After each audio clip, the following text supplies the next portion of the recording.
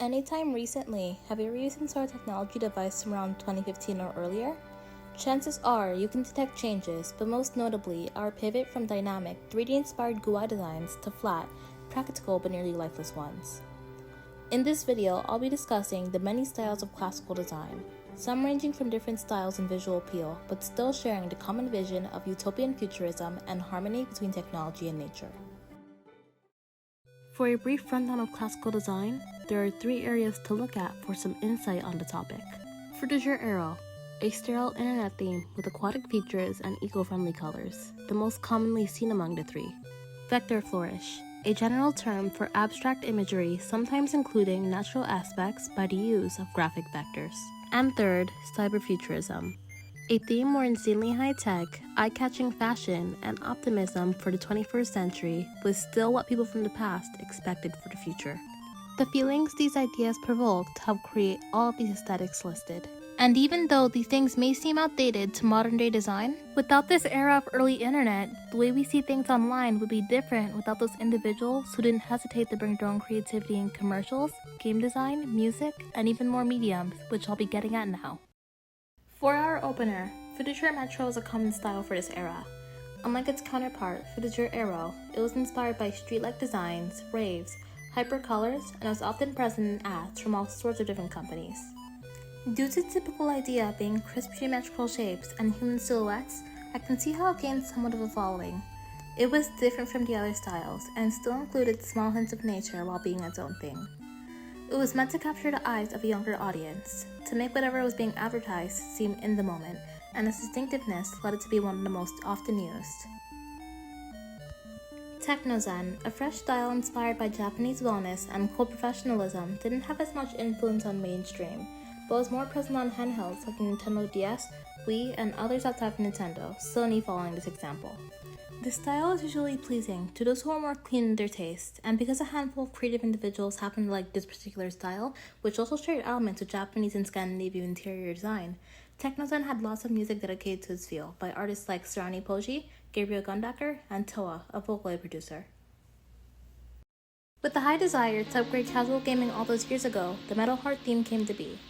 Abstract and intense sceneries with coding texts, grids, and blade crystals.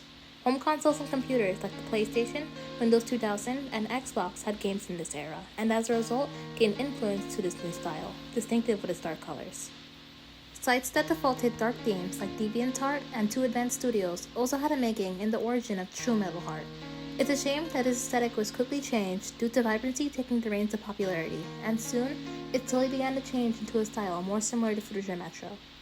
I truly thought this style was good just the way it was made, and games made with this general theme are now considered nostalgic.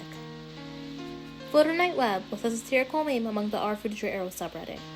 What I mean by this is that it was basically a copy of that style, but portrayed in a more low-quality manner, pointing towards old Chinese media and visuals, in a non-offensive way of course, the kind you would see when a product is being advertised mixed with the influence of today's media.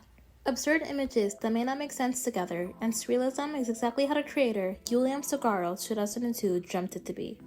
Yes, this is their dream one night, 2 years ago, and because of what happened and how it was expressed online, it has become a well-known topic among Fruit du jour enthusiasts. This story does deviate a bit off topic from the video, but nonetheless is a unique one, and for as interesting as it is, I believe it well deserved a spot. This is another take, but as someone who frequently visits Asian markets, this aesthetic is still very relevant to store design, and even now, Photo Night Web is as alive as ever, and will forever be more than just a dream for constant visitors like myself. Probably my favorite of the bunch, Musica Metro is one of the two mini-genres of Fruit du jour Metro. It takes the upbeat style and elements of Fruit du jour Metro and mixes it with symbols like music notes and treble clefs, anything you find on the staff, giving it a more feminine feel, deviating from being as vibrant by using light shades of pink instead, but there are some instances where you'll find this style in other colors. Musica Metro hasn't had any specific areas in media where it's represented frequently, however, it's still present and you can find a lot of Musica Metro images on Pinterest. Characters whose designs are inspired by the Musica Metro theme are Kaede Akamatsu from Danganronpa V3, Sayaka Miki from Madoka Magica, and Saki Tenma, specifically in her Leonid Worldlink card from Project Sekai. To tribute back to technology's roots in the 1960s, Dorfic is a white, yellow, and orange colored online theme. It's minimalistic, very to the point, and focuses on futurism and large corporate themes. I feel like this one is really broad, being simple, but alternatively may also feature technological gear and heavy scenery, where instead of seeing clean white, we see black and orange, which is said that this theme is meant to show rebellion against corrupt corporate groups, and this dark side of the aesthetic is just a way of expressing that change. Dwarfic's predecessor is retrofuturism, which was common in old art decoration and rustic sci-fi, hence why it takes influence from the 60s. This style is present on both the old and new Nintendo eShop, as well as Microsoft Office 2003, 2007, and 2010. While originating from the 60s, it gained the most popularities during the early 2010s. Spiritualism, being popularized more on social media, but having origins from very early internet, is a horror theme, using religious imagery, low-quality images, and distorted effects to capture the eeriness and appeal of early internet, not knowing what kind of interesting content you'd find, and even worse if it was disturbing. Spiritualism is not an individual aesthetic, rather a string of different interpretations, art, and media released around the theme, more so expressing the mystery it represents. Instead of being mainstream, this theme is present on scary or unsettling websites because of the lack of proper professionalism and personal shock sites being a big thing back then.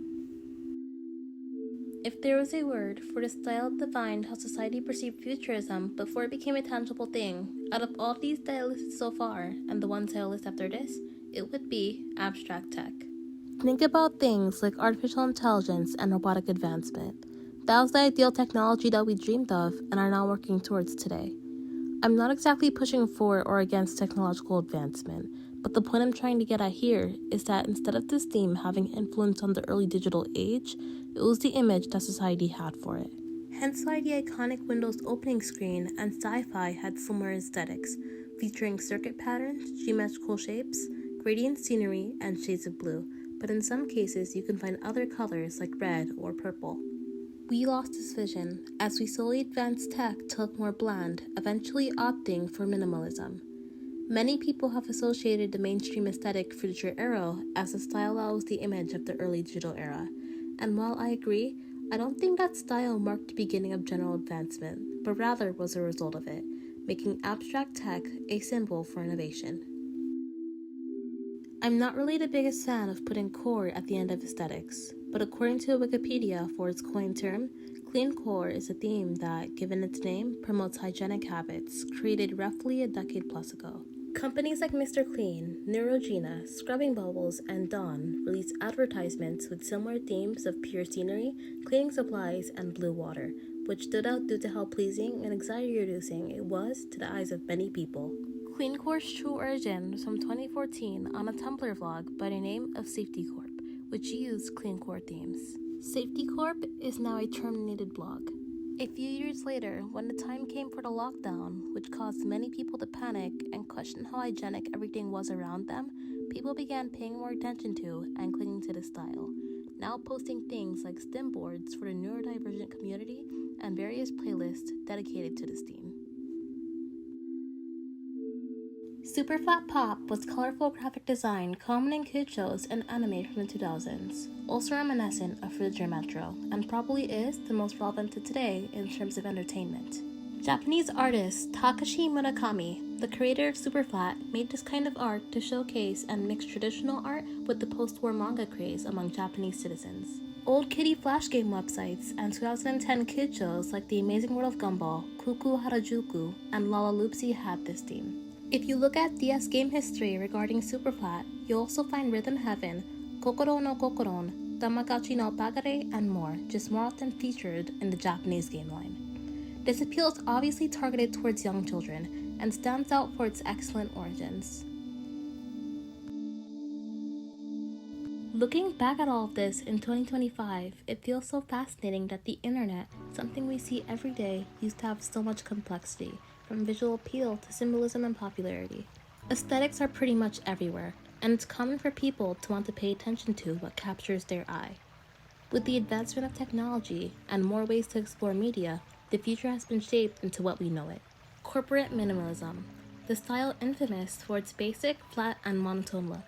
It's even considered as low as soulless by consumers and professionals alike. Modern day Facebook and Fry's ads are what come to mind when corporate minimalism is mentioned, and it could steer two ways. Colored art featuring people to represent some sort of artificial diversity, and second, neutral colors with bleak and unmemorable visuals. Despite what companies opt for today, I still cling to the belief that media is a beautiful thing, and the future is undetermined, especially when trends are at play. Trends will always eventually die out, and when that happens, the past will be reminisced on in due time, meaning that true aesthetics are bound to come back. Expectedly, people have already begun to talk about internet aesthetics, and maybe with enough recognition, the charm of the old internet will return, even if it feels slightly different from what it used to be. With this, I'll be ending the video here. Yet again, thank you for watching, thank you for your support, and please consider subscribing.